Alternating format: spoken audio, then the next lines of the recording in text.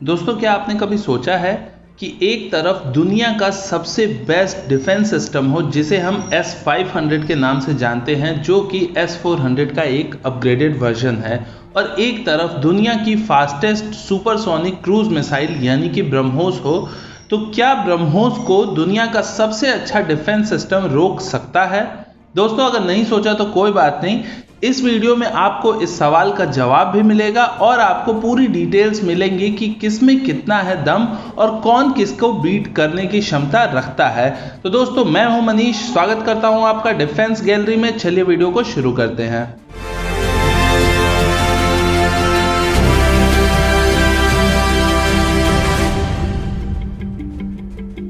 दोस्तों, इससे पहले कि मैं बात करूं कि इन दोनों की क्षमताओं में कौन किसको रोक सकता है या नहीं रोक सकता है, उसके पहले मुझे आपको ये बताना ज़रूरी है कि S-500 में एक्चुअल में क्षमताएं कितनी हैं।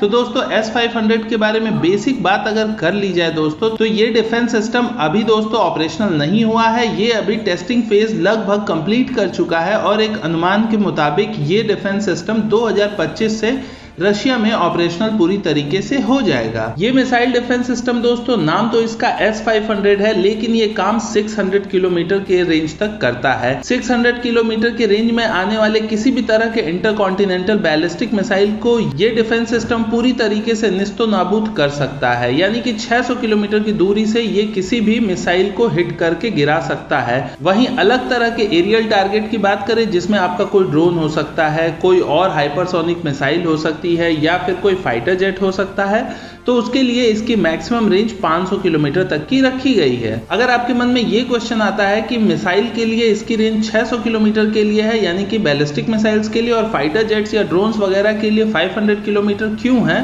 तो उसका मेन रीजन ये होता है दोस्तों कि जो मिसाइल्स होती हैं उनका पाथ पहले ही ट्रैक कर लिया जाता है और उसकी वजह से 100 किलोमीटर का एक्स्ट्रा मार्जिन मिल जाता है इस डिफेंस सिस्टम को अपनी क्षमता को यूज करने का। वहीं अगर आपकी मिसाइल की रेंज 600 किलोमीटर तक की भी है, लेकिन आपके जो फाइटर जेट्स वगैरह होते हैं उसमें आपके पास उतना ज़्यादा टाइम नहीं होता है, उतना ज़्यादा एक्यूरेसी के साथ आपको वो डेटा नहीं मिल पाता है जिसकी वजह से आप बहुत दूर उसको हिट करके गिरा पाएं।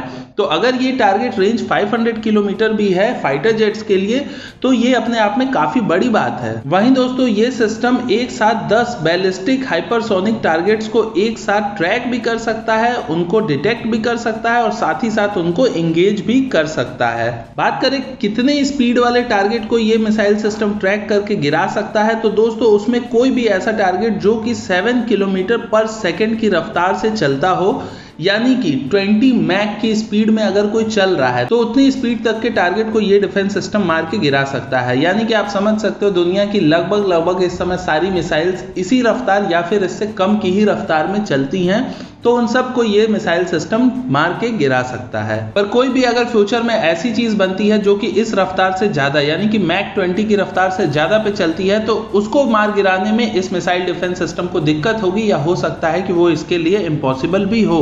साथ ही दोस्तों, रशिया का ये भी क्लेम है कि ये किसी भी तरह के हाइपरसोनिक ग्लाइड व्हीकल और साथ ही साथ हाइपरसोनिक क्रूज मिसाइल को भी मार के गिरा सकता है।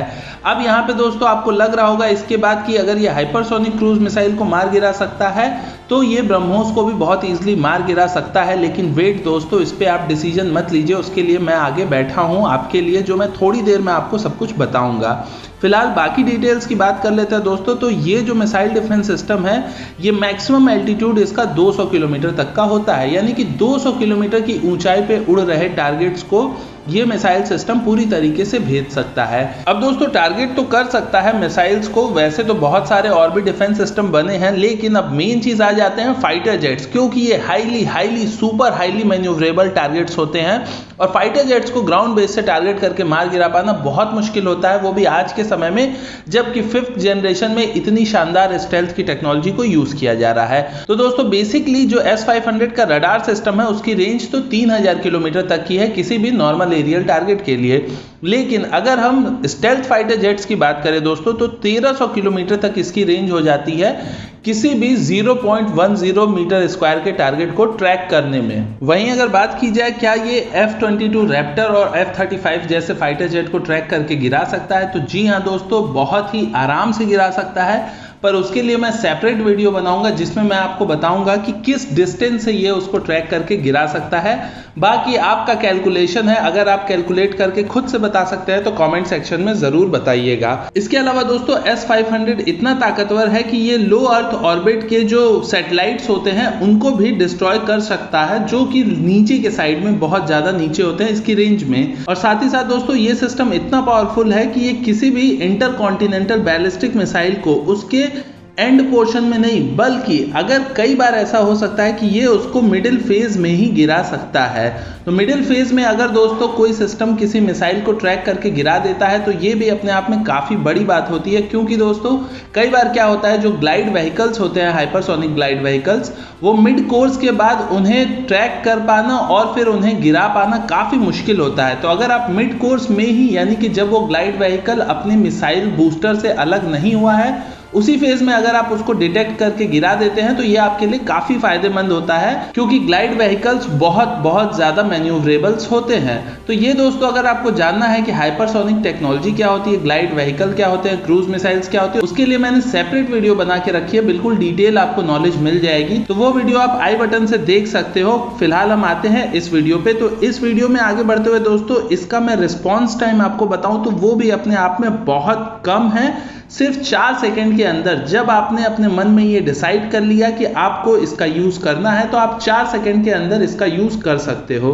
तो ये इसका रिस्पॉन्स टाइम है जो कि काफी अच्छा है। और साथ ही साथ इसकी यूनिक खासियत ये भी है दोस्तों कि इसमें अमेरिका के थार्ड सिस्टम की तरह कोई भी एक्सप्लोजिव का यूज नहीं किया गया है। ये सिस्टम दूसरे मिसाइल्स या फिर फाइटर जेट्स को गिराने के लिए सिर्फ अपनी काइनेटिक एनर्जी, यानी कि अपनी सिर्फ स्पीड का उपयोग करता है। और ये स्पीड होती है 7 किलोमीटर पर सेकंड की, यानी कि इस रफ्तार से ये जाके उस पर टकराता है, जिसकी वजह से वो कोई भी टारगेट हो वो अपने आप इतनी स्पीड से जो एनर्जी, काइनेटिक एनर्जी जनरेट होती है, उसकी वजह से वो सिस्टम डिस्ट्रॉय पूरी तरीके से हो जाता है। अब बात कर लेते हैं दोस्तों इस पे कि क्या ब्रह्मोस को ये सिस्टम रोक सकता है। तो उसके लिए ब्रह्मोस की बेसिक 2 से 3 चीजें मैं आपको बता दूं दोस्तों कि ब्रह्मोस की जो मैक्सिमम स्पीड होती है वो मैक 3 तक की है, और इसी वजह से ये दुनिया की फास्टेस्ट सुपरसोनिक क्रूज मिसाइल कही जाती है। साथ ही इसकी जो अभी की अपग्रेडेड रेंज है वो भी 600 किलोमीटर तक की हो चुकी है। और ये मिसाइल दोस्तों कितनी ऊंचाई पे उड़ सकती है, इससे ज्यादा जरूरी ये जानना है आपके लिए कि ये मिसाइल कितना नीचे उड़ सकती है, क्योंकि ये एक क्रूज मिसाइल है। तो दोस्तों ये एक पेड़ की हाइट तक भी उड़ सकती है। तो पेड़ की हाइट तक उड़ते हुए अगर ये अपने टारगेट को ध्वस्त करने तक की क्षमता रखती है तो आप समझ सकते हो कि ये कितनी ज्यादा मैन्यूवरेबल और कैपेबल मिसाइल है। तो अब बात करते हैं क्या S500 रोक सकता है ब्रह्मोस को।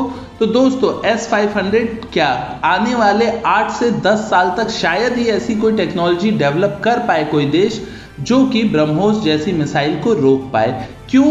उसका रीजन ये है दोस्तों कि अगर 600 किलोमीटर के डिस्टेंस पे, या अगर ये डिस्टेंस बढ़ भी जाता है, तो उसके बाद भी दोस्तों आपके पास इतना ज्यादा रिस्पॉन्स करने का टाइम ही नहीं होगा कि आप इस मिसाइल को ट्रैक करके इसे मार गिरा पाओ। और रशिया ने जिस हाइपरसोनिक वेपन्स की बात की है दोस्तों, वो इंटरकॉन्टिनेंटल बैलिस्टिक मिसाइल्स में लगे हुए ग्लाइड व्हीकल हो सकते हैं, वो कोई भी हाइपरसोनिक क्रूज मिसाइल मेरे हिसाब से नहीं हो सकती, क्योंकि हाइपरसोनिक क्रूज मिसाइल की टेक्नोलॉजी अभी तक किसी भी देश ने पूरी तरीके से डेवलप नहीं की है।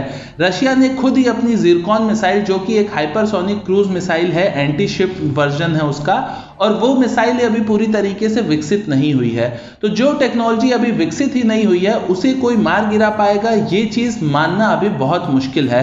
हाइपरसोनिक क्रूज मिसाइल्स या फिर क्रूज मिसाइल्स की ही अगर हम बात करते हैं तो ये बहुत ही ज्यादा मैन्यूवरेबल होते हैं, जिस वजह से इन्हें मार गिरा पाना लगभग फिलहाल के डिफेंस सिस्टम के लिए नामुमकिन है। तो ऐसे वेपन को, जो कि इस समय दुनिया की फास्टेस्ट सुपरसोनिक क्रूज मिसाइल है और प्लस इतना ज्यादा हाईली मैन्यूवरेबल है, उसे रशिया का ये S500 सिस्टम मार गिरा पाए, ये मेरे हिसाब से नामुमकिन है। उसका रीजन ये है दोस्तों, क्योंकि ये मिसाइल आप देखो कि हाइट इसकी कितनी है, ये कितनी नीचे तक उड़ सकता है, एक पेड़ की ऊंचाई तक। तो इस केस में दोस्तों जो S500 के रडार सिस्टम्स होंगे वो ब्रह्मोस को ट्रैक ही नहीं कर पाएंगे, तो इसे मार गिराना तो दूर की बात है। तो ऐसे केस में दोस्तों S500 क्या, दुनिया का कोई भी मिसाइल डिफेंस सिस्टम ब्रह्मोस को फिलहाल भेद नहीं सकता है। और हाइपरसोनिक क्रूज मिसाइल की जो बात है दोस्तों, ये कभी भी कोई भी कहे ये तब तक मानने वाली नहीं है जब तक कि दुनिया में कोई हाइपरसोनिक क्रूज मिसाइल पूरी तरीके से एक्टिव ना हो जाए, एटलीस्ट 1000 किलोमीटर तक के रेंज में। क्योंकि अगर कोई हाइपरसोनिक क्रूज मिसाइल 500-600 किलोमीटर तक के रेंज में डेवलप होती है दोस्तों, तो उसमें तो रिस्पॉन्स टाइम ही आपका इतना कम होगा कि वो किसी ईएमपी या फिर किसी लेजर की ही टेक्नोलॉजी से डिस्ट्रॉय की जा सकती है। उसे किसी मिसाइल डिफेंस सिस्टम से मार नहीं गिराया जा सकता है। वो मैंने अपने प्रीवियस वीडियो में बताया भी था, जिसकी लिंक मैंने आई बटन पे दी हुई है, आप देख सकते हो। उसमें मैंने काफी डिटेल में आपको समझाया हुआ है। तो दोस्तों अगर फाइनल रिजल्ट की बात की जाए तो दोस्तों ब्रह्मोस को अभी भी दुनिया की कोई भी मिसाइल डिफेंस सिस्टम इसको भेद नहीं सकती है। तो अभी के लिए इतना ही दोस्तों। वीडियो अच्छा लगा हो तो लाइक करिएगा, चैनल पर नए हैं तो सब्सक्राइब भी जरूर करिएगा। बोर हो रहे हैं, थोड़ी और वीडियो देखनी है तो आई बटन पे आप लिंक है, देख सकते हैं। मैं मनीष मिलता हूं आपसे किसी अगले वीडियो में, तब तक के लिए नमस्कार, जय हिंद।